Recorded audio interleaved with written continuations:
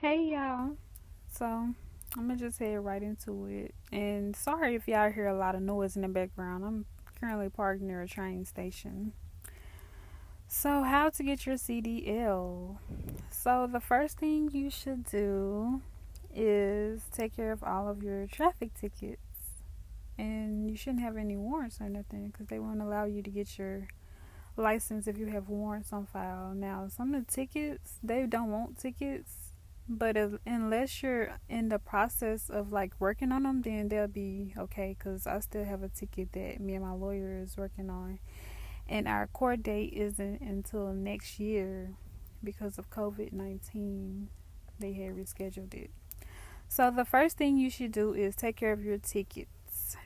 The next thing, you want to decide if you want to pay for school out of pocket or find a trucking company that has a sponsorship program, which means that whatever company that you get hired on, they'll pay for your trucking school as long as you be working for them. Or, every company is different. Some you gotta pay out of pocket while you're working with them, and some they'll just pay the whole thing and they'll give you like a year or 2 years or maybe even three to still be working with them, so you won't have to pay it back. You just need to call around and see what companies work best for you. Unless you want to just pay out of pocket, then that's fine also. And then after you find your school or whatever, you need to start studying for your CLP, which is your commercial learner permit.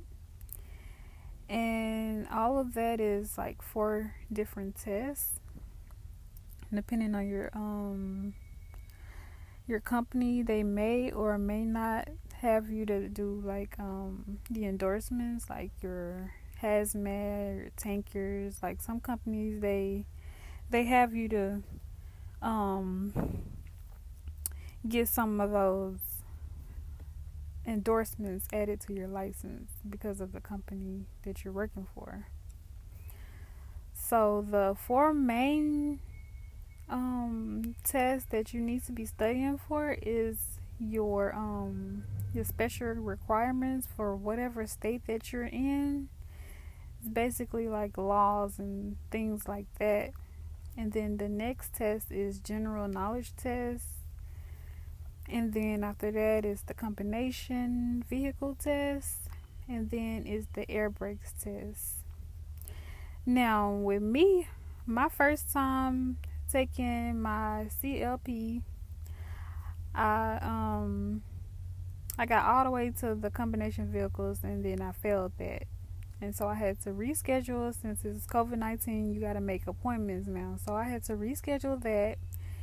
And then the second time I passed combinations, and then I passed air brakes also. So I got my CLP. And then after that, you'll be upgraded to be able to go to the yard and start practicing with the trainers there. And this where everything becomes even more harder, because you'll think that the CLP by itself is hard, but baby, when I tell you the freaking skills test is harder, it's harder. You just need to like practice, stay focused, take notes, ask a whole bunch of questions, even if they're dumb questions. Just ask questions. And so that's what I did. And notes, I took so many notes, and I came up with this system because for the skills test, you need to know what everything is underneath the hood. You need to know where the exhaust is. You need to know where your water belt, the water pump. You need to know all of that. You need to know the whole suspension system. You need to know the whole braking system, the whole steering system.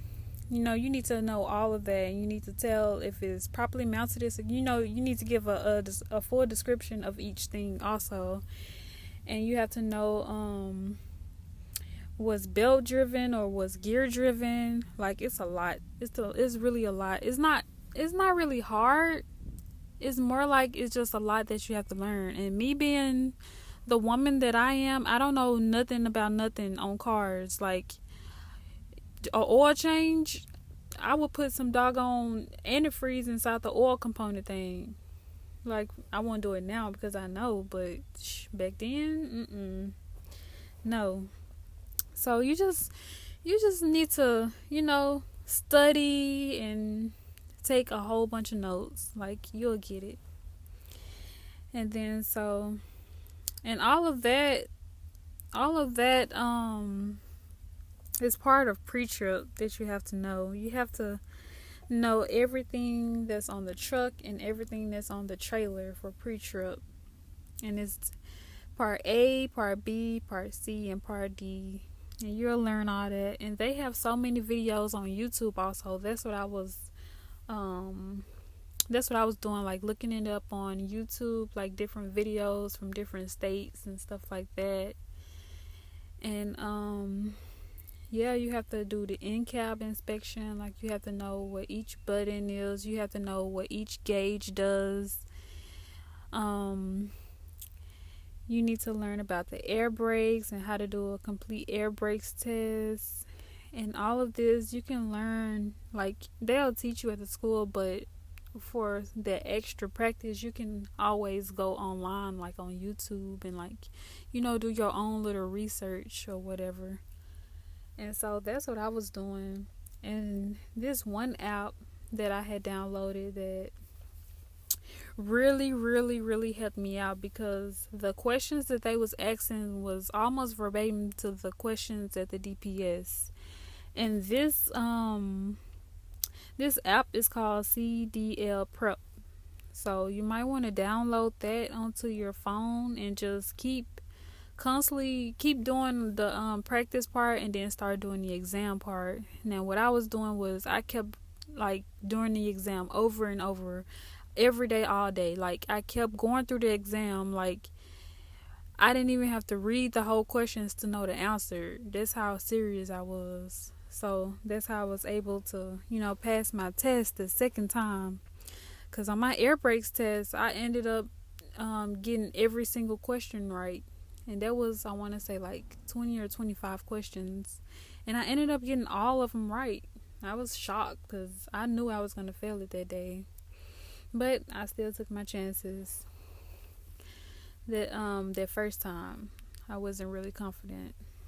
But yeah, just it's a matter of studying, like, because it's so much you got to learn at one time. So the more you study, the better your chances will be of passing these tests. So yeah, CDL prep will help you with your will help you get your CLP. It will. And I'm gonna add a photo inside of this video somewhere of the app. But that app was the truth. I promise it was the truth. And as far as like pre-trip and then the air brakes test, you should just I advise you to just go on YouTube and just search for it, but search for it for your state. Because like I say, every state is different. You definitely want to go by what your state recommends and stuff like that. So yeah. And then another thing with the road test, you have like these 3 maneuvers that you have to learn. Well, in Texas, they want you to do the straight backing, offset, and then parallel park. So with me, I did my straight back and then I did my offset. The offset to me was like the easiest of all easiest. I mean, of course the straight back is easy, but as far as like maneuvering in a different direction, I feel like the offset was, because I hit it every time, no matter if it was on the right side or the left side. I was hitting it every single time at the yard, so I already knew I was going to get that one. Now the parallel parking, I don't know.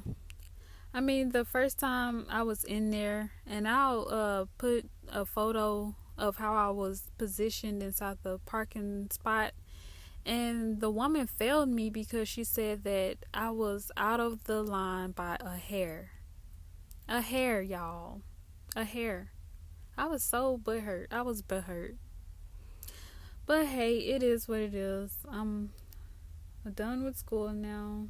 I'm done with taking all those tests. So it is what it is. So, how long did it start? I mean, how long did it take for me to get it? My license. So I started school August the 24th, and then I got my license on October the 15th. And then October the 30th, I got on the road with a trainer.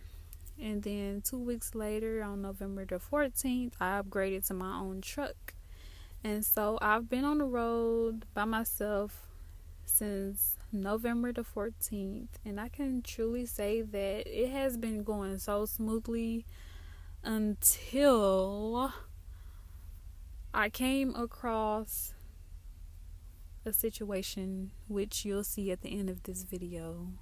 But whew, y'all, it is not easy out here. Let me tell you, it is not the easiest. I mean, it's always what you make it, I feel like, but sometimes you can't help what happens, you know? So just don't think you're gonna get on the road and just think you're just gonna just drive, get a trailer, drop a trailer, and just go about your business. No, sometimes you're gonna be going through situations. You're gonna be going through situations with these the people at the receiving offices. I mean, I don't know why they be having such nasty attitudes. I don't get it. I have no idea. Like, I be trying to be, sweet and respectful. Like, hi, good morning, But they just, for some reason, have attitude problems. I don't know. I mean, I have my mask on. I have my vest on. I got my paperwork, My tandems are always already back. So, I don't understand. But it is what it is. Whatever. I just ignore them. Straight ignore them. But yeah, that's how you get y'all license. Just it just take time. It just take time, studying, note taking, and definitely just stay patient, And so I'm just gonna let the rest of this video play out until the end, where I can tell y'all the story of how my little situation had happened. So just watch this to the end of the video, and I'll get back with y'all soon.